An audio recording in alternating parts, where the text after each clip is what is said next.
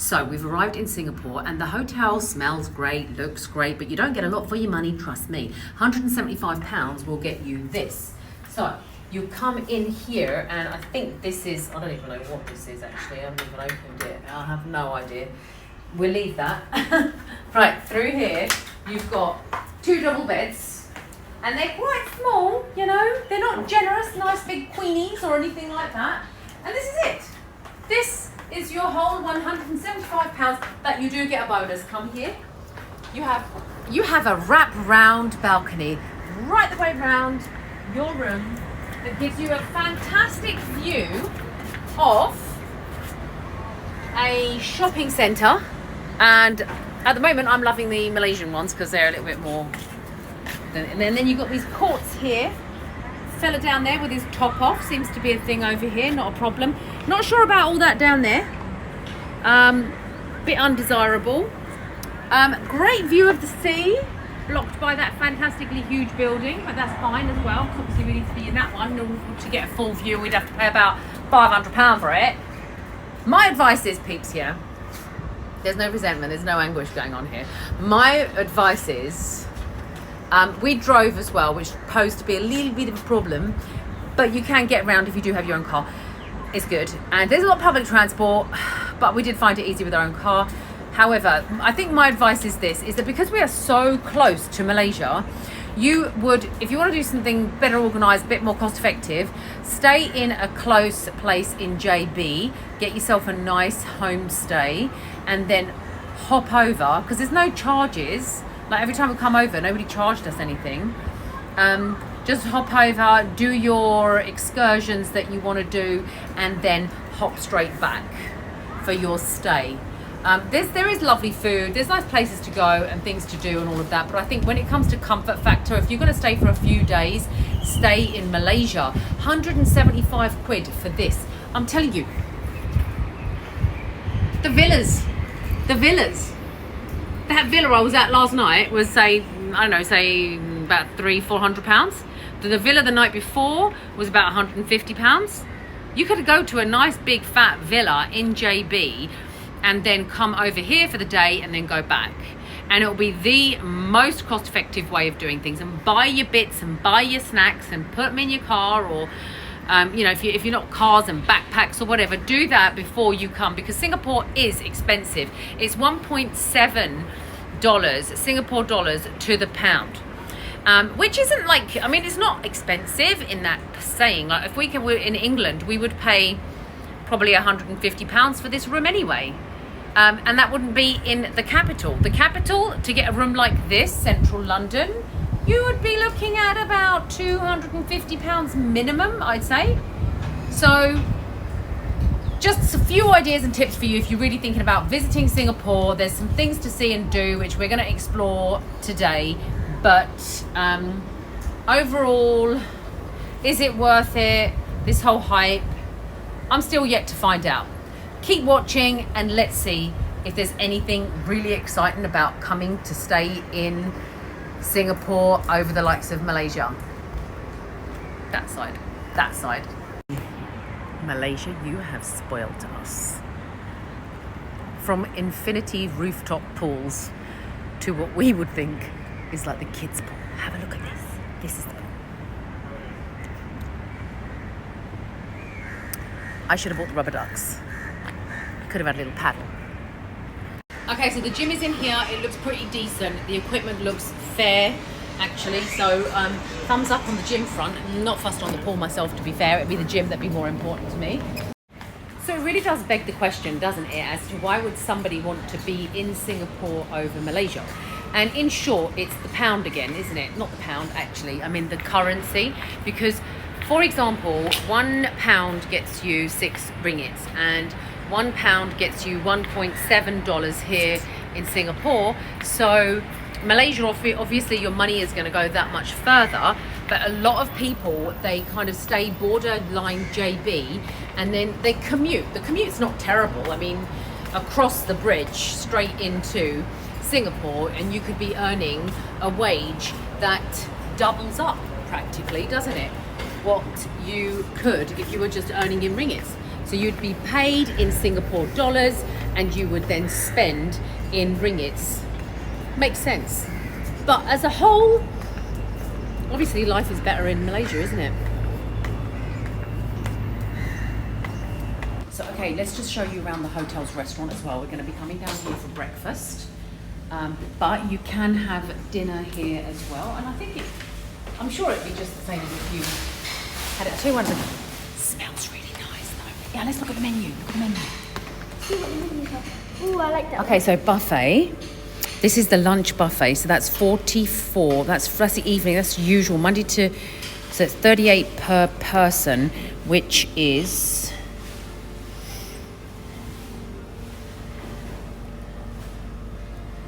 30, call it 39, divide that by, well, 1.7 gives you 23 pounds. Okay, so basically you can have a lunch buffet here and it's 22 pounds a head. So you're on par with what you would spend in the UK. Between 20 pounds, 25 pound a head is not a bad price to pay in the UK, really, is it?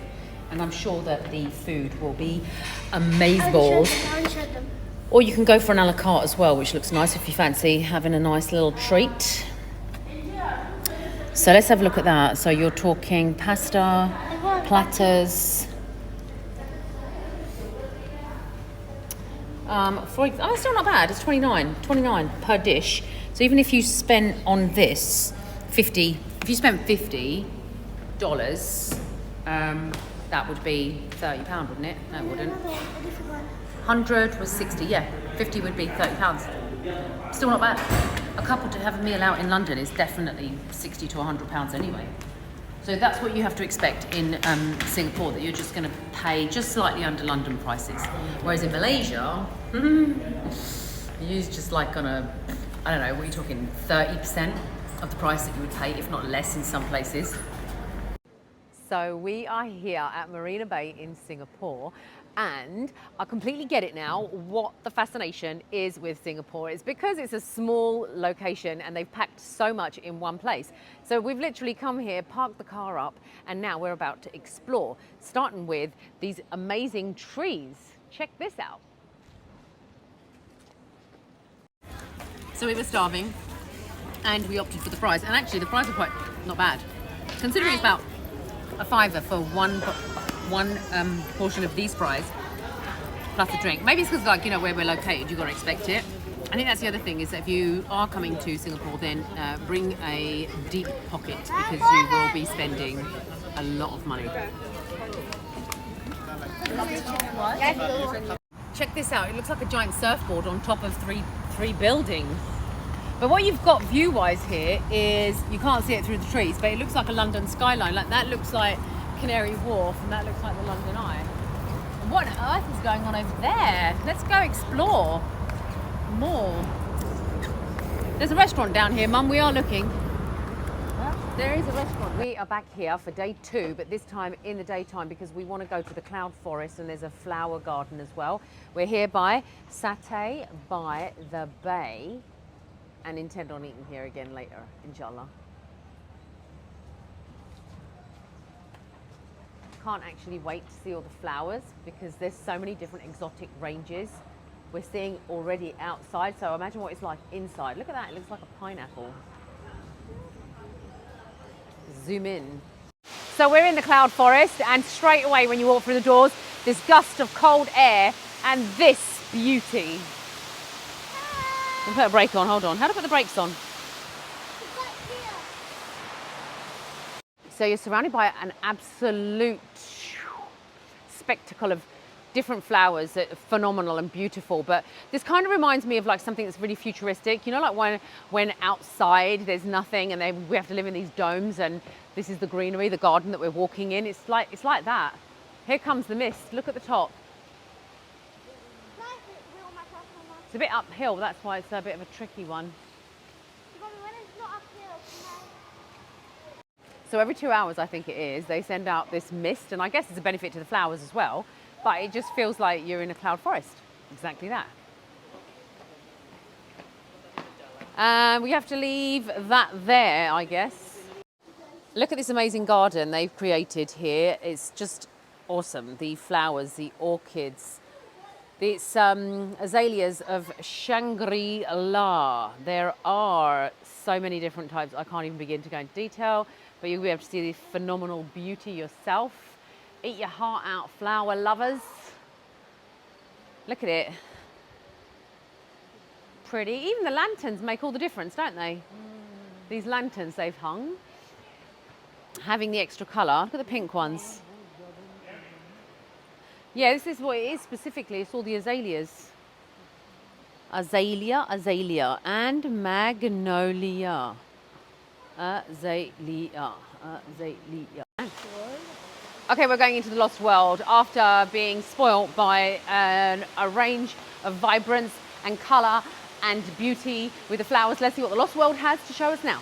So we come up by a lift, and there's just something explaining that the higher you go, the smaller the shrubs are, but the more exotic the plant and flower is. So I guess that's kind of an indication to go up. We've come up to the top of the Lost World. It's really futuristic, like when you think about it. I mean, look at this. This is like a spine. And that's a very firm plant as well. And basically, like, it just makes you imagine what the world is going to be like later on, you know. Is it going to be like this, where you don't actually have everything? Oh, giant spider. Oh, shoot. Spiders. And the spider there. This one's interesting. They did say that the higher you go, the more interesting it gets. So, like, you've got the Venus flytrap and the pitfall trap. That must be those ones there. So they kind of get there and then they fall down to catch the insects. Then you've got the suction traps. Wow, these like flowers, they're alive. The passive glue trap, the lobster pot trap. That must be the lobster pot trap down here. Carnivorous plants, wow. Like, what is this? Look at it, it's just so surreal. It looks so futuristic. Look at it. Could you imagine a world? Hi. Could you imagine a world? What do you think of this, Hira? A world like this. Towards the end. She don't want no wheelchair, peeps. Who wants a wheelchair?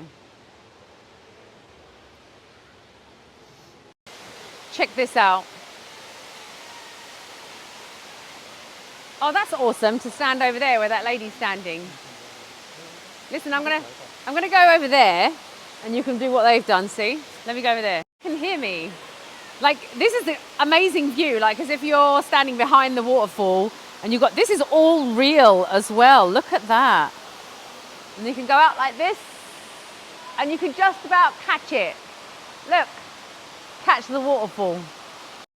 So this is at the, we're almost at the bottom of the cloud forest itself. But just so you get a perspective of what it really is, look up there. How awesome is that? I mean, how they've put that whole thing together is phenomenal.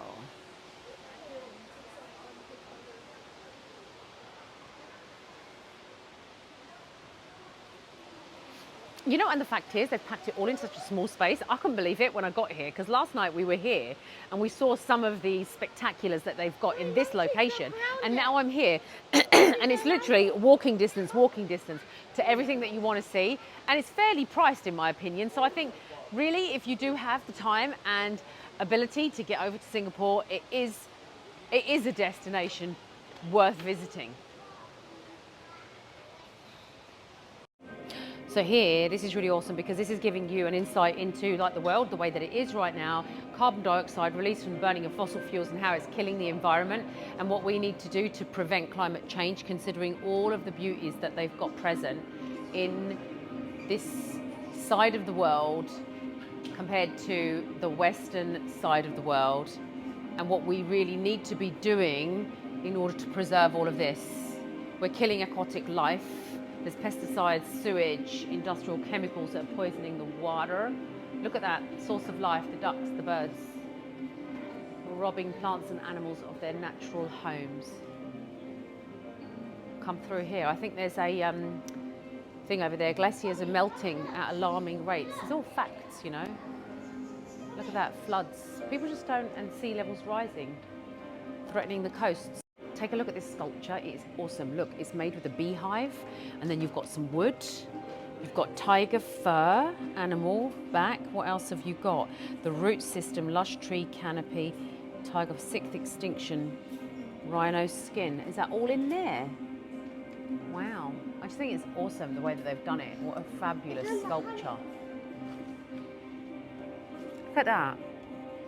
Stunning. Stunning. Talent.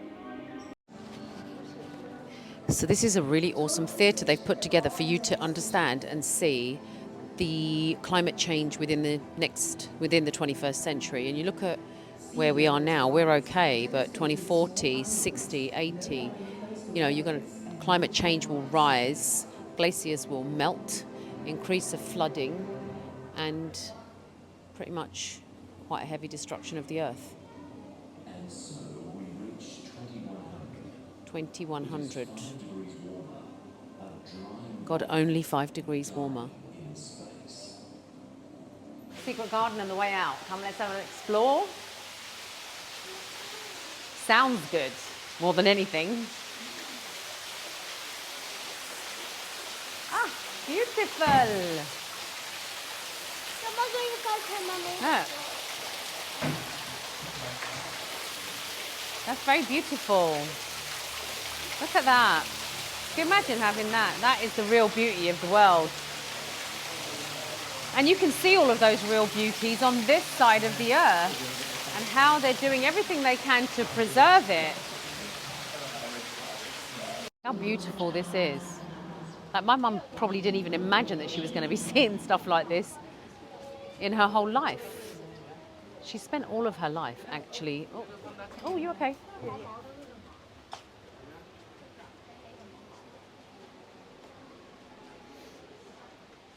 Mm-hmm. Tropical rainforests, Mum. Enjoy the in bar. Look at this. Look at this one. Spotty and the red colours. And look at these ones down here. They look furry. Look down there. Look down there. Not these ones. Look. Here, move back, please, darling. They look like furry. They're furry. Awesome.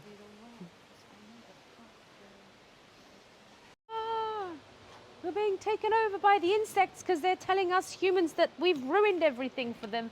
And so they're going to slime all over us and suffocate us and take over the world and do a better job of running it than we have. So we're in the Flower Dome now, where we are expecting to see some amazing, beautiful sights, colours, varieties, tropical. Oh, beautiful. The whole dome itself is amazing, isn't it, really? Right, so I know I'm pretty, but please don't touch me. That's what I say. Isn't it? So I don't know what's going on here. They're showing you all sorts of Australian gardens and I don't know what else. Let's have a look down here. What's this? Can't see. Smells good though. That's interesting. It's got to be that one over there, that plant. I know, I'm sure. I don't know what, to be precise. Oh, look. These are cute trees, aren't they? They must have moulded some cartoon characters off of these, because look at them where they little bulby out at the bottom. They just look so cute. And then open up at the top. Superb. So crisp in here. Look at these flowers.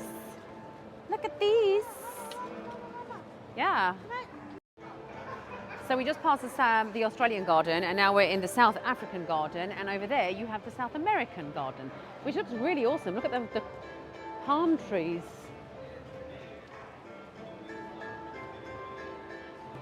Check this out for some art. Look at this. Isn't that awesome? And I love the way that it's been embedded inside the plants, because that's what you're like missing half of your soul, aren't you, when you're living that kind of lifestyle. How deep is that artwork? Look at these. You know, the other interesting thing is that right now, like we can go to a garden centre and we can go and pick up these flowers and we can plant them in our garden and we can have this beautiful view outside our window and it rains and the sun comes out and they blossom and all sorts of stuff. But in the future, for our generations, it's not going to be like that. They're going to have to come to places like this and to actually really appreciate all of what's going on in the real world, because that natural real world just won't exist, will it? And it's not far away. That are scattered around and just suddenly appear and present them and then just make you stop and think and reflect realistically on what exists in the world, and talents as well beyond that, actually. Like, yeah, it's quite deep.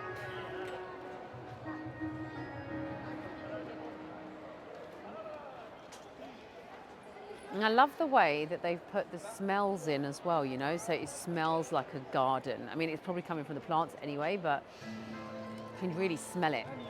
Smell that greenery. It's awesome. Okay, you've got the two experiences here. You've got the flower dome and you've got the cloud dome. And obviously the other one is much, much better because you've got a greater experience. But here is just like a nice relaxing walk through nature and beauty, and time to reflect, if more than anything, after you've done the cloud first. I'd say do the cloud first and then do the flower dome, because you can really like absorb the realities of life. That's the way I feel right now anyway. And how fortunate we are as a generation compared to the next generation. We are really preparing. Whatever we're doing right now matters to the next generation. It really does. And just a word of warning for you glasses wearers out there, do bring a wipe, because this is common. As soon as you're in there and you step out, expect this. Bit of condensation in your glasses. Ooh. Just on reflection, right? There's three generations here, me mum, me and my daughter. And my mum is also looking at this and saying how her generation were probably one of the luckiest. They got to play out on the streets, they had fresh air, there was minimal crime. And like, you look at where the world has come, she is somebody who is able to tell us where the world was. And like, looking at this now is a sign of where the world is going and what my daughter's generation are going to experience in their life, which is a bit concerning, she feels. You cannot come to Singapore without visiting the airport. So we've just come in, it's called The Jewel, and as you arrive, it looks like the jewel in the crown situation. And then now parked, it has all of this. So actually, we aren't really going to go to departures, but there seems to be so much going on here for an airport, and this has got to be the best experience I'm pretty sure of. I'm waiting for that to wake up. But anyway, let me just show you something here. You've got Find My Car, need that. And then these are the levels. You've got obviously the lobby, right? The studio, Changi Experience Studio, a link bridge, a cinema, atrium. I guess the atrium is where we might want to go. They even have a supermarket and a food hall. Where are we going? This has got to be the most outstanding experience ever for an airport. Come and look at this. I mean, look at that. I was going on about Saudi Arabian airport, come to Heathrow, but no.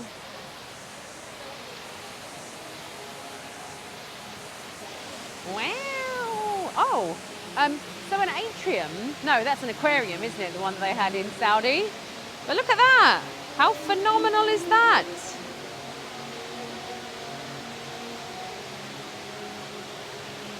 Wow. And these flowers, look at these flowers.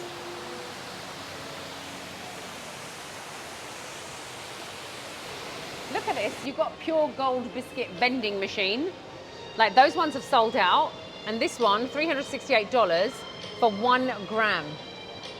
1 gram biscuit. Oh, let's have one, shall we? Please choose, let's go card. Re-swipe. Oh, it's 1 gram, 2 rose gold as well. You can get the coins. Wow. Have a bit of juice. Just basically 4 oranges from Australia, 100% natural. That's good.